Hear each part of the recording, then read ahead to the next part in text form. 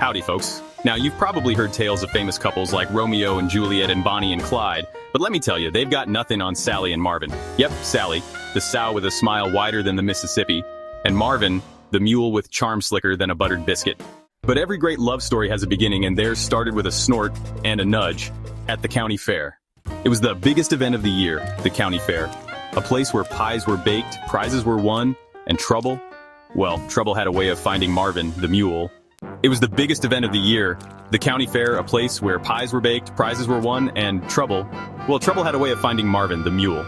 He wasn't just any mule, mind you. Marvin had charm, wit, and a knack for kicking up a fuss. But that day, Marvin wasn't looking for trouble. He was looking for something he didn't even know he needed. Then came Sally. She wasn't your ordinary sow either, with eyes that twinkled like fireflies on a summer night, and a laugh that could echo across the fairgrounds. Sally had a way of making folks feel at home. But deep down, she was hoping to find someone who'd see past her buck teeth and love her for who she truly was. As Sally wandered by, her snout caught the irresistible smell of roasted corn, but she wasn't the only one sniffing around.